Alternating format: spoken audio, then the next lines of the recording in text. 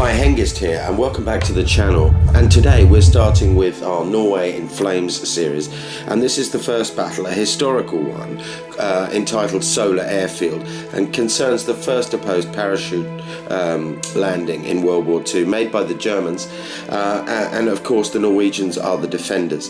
I'm going to basically take us straight into the game, and I'm going to narrate the action as well as tell what sort of battle deck cards appeared and what difference they made to the game itself.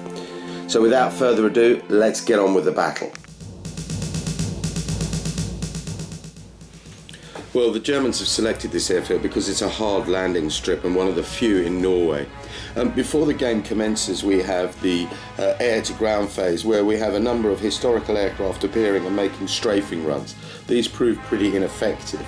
But in the meantime, several of the Ju-52s or anti-Jus are en route. They get separated due to fog, but continue on their mission and make their drop onto the airfield. The selection of the drop points was very, very close by the Germans to the Norwegian line, but that risk proved well worth taking, as they rolled exceptionally well for their landing. They landed straight away and took out the 20mm nest, tried to make an assault on the bunker and the heavy machine gun, but alas, they were suppressed and put down, and basically they lost about 4 men. Several men had also landed in the snow and got re-rolls but were injured, so they were lugging along quite slowly. The first parachute platoon, with only Corporal at this point, Schmidt, manages to lead a bold attack, but as I said, got repelled, but continues to press forward, collects their canisters, and moves into action.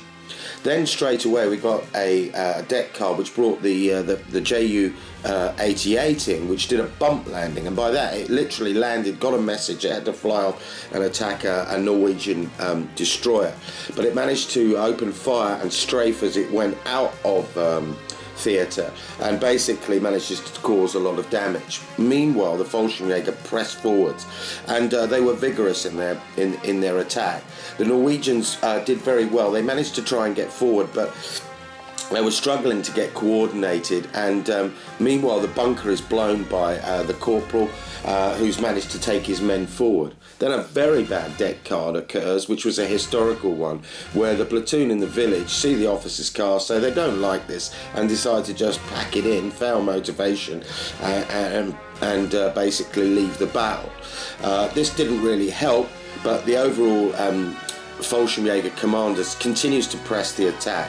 At the same point, another card then appears, which is a patrol group, and we've also got increased range due to extremely good weather.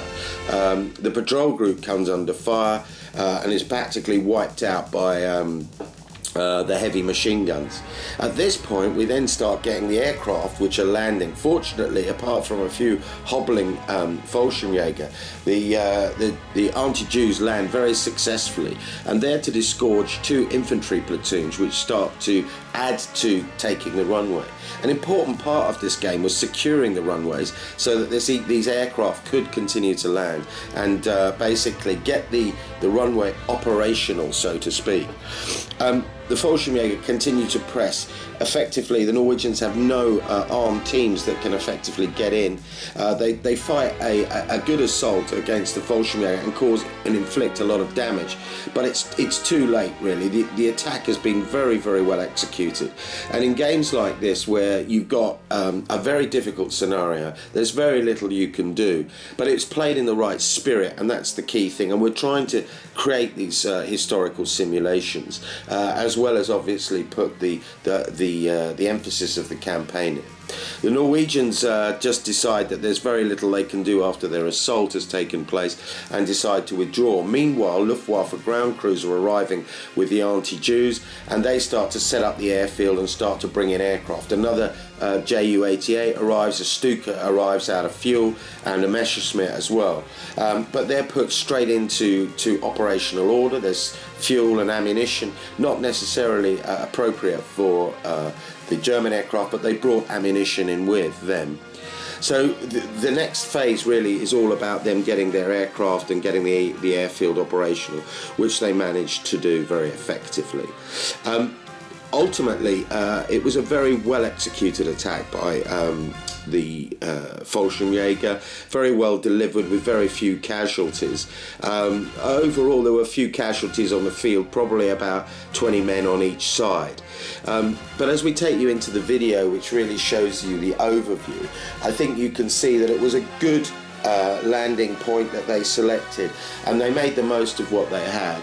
Most of the casualties being really fought around the guardhouse, but at the end of the day, casualties were expected in airborne operations, and the Fallschirmjäger were very pleased with the way that this had taken place. We had really a simulation of history here. The Norwegian commander handed his pistol to the Fallschirmjäger commander, who immediately handed it back, which is what happened historically.